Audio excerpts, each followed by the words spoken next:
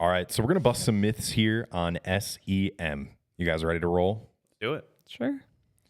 Okay, myth number 1. The more money I spend, the better my SEM results will be. Immediately wrong.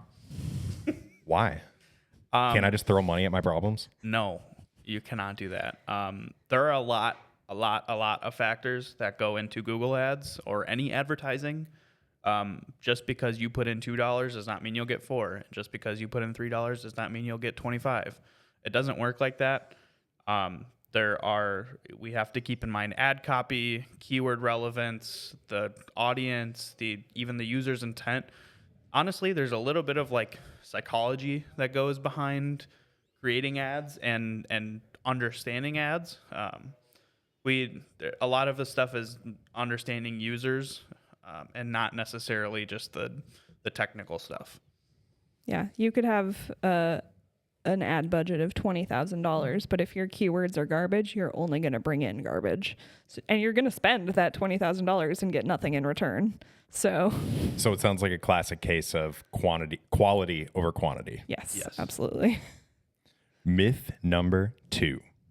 SEM doesn't need landing pages. Ads can just point to my homepage.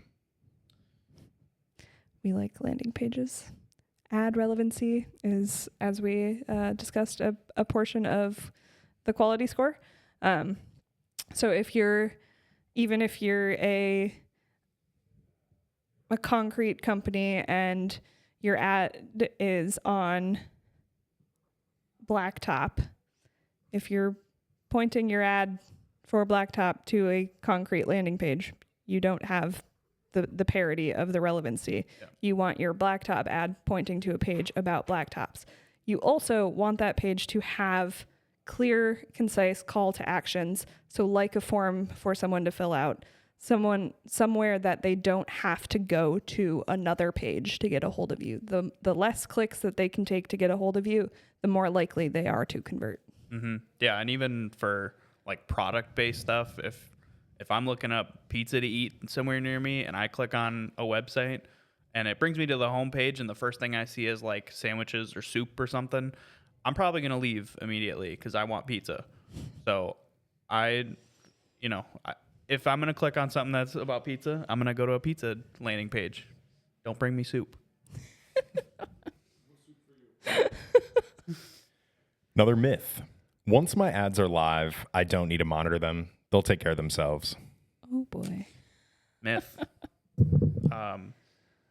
Now, because of Google's algorithm and a lot of the changes that have been being made, there is a bit less monitoring and less things that you don't have to be in there daily. But there's definitely things you should keep an eye on. You don't want to let search terms or things get out of control, because then, or even your bidding, your budget, if you let your budget go, we've caught a couple times where we've onboarded somebody and they've had a really high budget and they weren't spending it at the time, but if there was a search volume increase or something like that, they would have spent $30,000 instead of the $3,000 that they wanted. Yeah, we strongly don't recommend set it and forget it. Final myth. I think there's a sentiment that SEM is only for big businesses with large budgets. Can you bust that one? Yeah, I think a small business nowadays can compete with the largest, especially if people are really caring about local businesses and they don't want to use the national businesses. I think there's a big play in that. You can, and especially because of bidding, how bidding has changed. A large company might be bidding $6 per click, but because the way that Google's algorithm has changed and user audiences and the time of day, like there's so many factors that they take into account. It allows small businesses to kind of creep in there and increase their ranking for their ad. So, it's not impossible. Yeah, I would say that you do have to be willing to spend some money, regardless of the size of your business. Yes. at least $1,000 a month. We have a couple clients that are $500 a month, and we can make it work, but that $1,000 really allows us the most starting place bang for your buck. Because that's, I mean, if your cost per click on your keywords, which we discover early as we do a lot of our keyword research, if you're looking at a $3 cost per click, at $1,000 a month, you're looking at $33 a day. $33 a day at $3 a click is about 11 clicks a day. So you can get places with that, but I mean, if your cost per click is more than that, you're looking at less than 11 clicks a day. And that's just really not ideal. It's very, very industry specific, I feel. You know, sometimes you got to realize that a one job that you bring in, and that if that makes you $100,000 from one job, like a lot of these home remodeling companies or renovation or just any of the big like B2B projects, any of that stuff, like one conversion, one sale brings you in $1 million, $100,000. You've got to be willing to spend, you know, at least $3,000 a month and understand that you're going to get a 2-to-1 return on some of that stuff, or even more, depending on how much you're spending. So aside from spending money and adjusting budgets, what are some other strategies that small businesses can do to compete with the big dogs?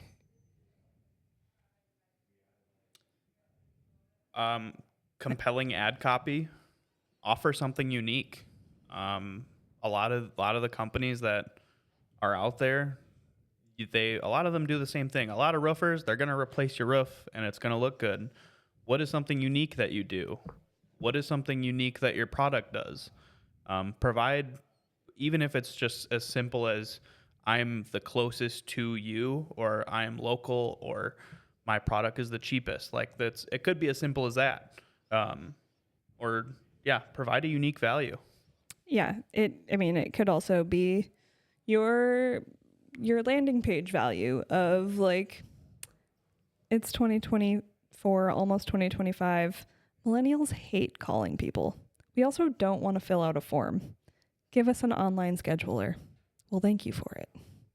I got a, what's the word? And when you're talking to people and you get anxiety, you don't like talking to people. I don't like talking to people. So I'd rather someone call me and tell me I need, maybe not. I don't want people soliciting me. Fine. So I think the best way to end this, and we don't have to get into specifics of company names or anything like that, but can we share a client success story for a client that has come on seeking SEM services, and just tell us a little bit about their journey and how they were able to succeed with the services by Skol Marketing? Nicole, you've been here longer. I think you've got more. A second to think. Okay, yeah. I got one. We can edit plenty. I've got one that's off the top of my head that's relatively recent. We've got a company with a very niche product. They're not e-commerce, but because it's a business-to-business product, they're selling like measuring solutions for like manufacturing. And so they came to us wanting to run ads. They didn't want to take on all the responsibility because there's so much that goes into it. They've got other things to do. So we've taken on the responsibility of running their ads for them. And like I mentioned, very, very niche product. I mean, a lot of us at Skol take the pride in learning our company or our clients and understanding who they are as a business and their products. So I took the liberty of, researching what these products do, what they are, and thank you to the client. They provided a lot of great information, but we brought their cost per click down from like $300 a click to $3, and increased the amount of leads. This is the same client I was like, they could have been spending $30,000 if search volume increased. So, thank goodness their search volume didn't increase, and we were able to get their budget within like a good margin. And so we've gotten a good amount of conversions and clicks and are spending not too much on it. Yeah. I would mention we have a commercial furniture client that we work with that they have done ads in the past. They've tried shopping ads, they've tried some search ads previously, but overall they just haven't really brought in all that much. And we started out with them just doing some brand campaigns, just kind of getting their name out there a little bit more. They had gone through a branding transition within the last several years, so really kind of trying to highlight some of that and get that name out a little bit more instead of the old name. And then we've kind of transitioned more into some of the different sectors that they outfit with their furniture. So going after cafeterias and industrial break rooms, restaurants, all of those we have different ad categories for.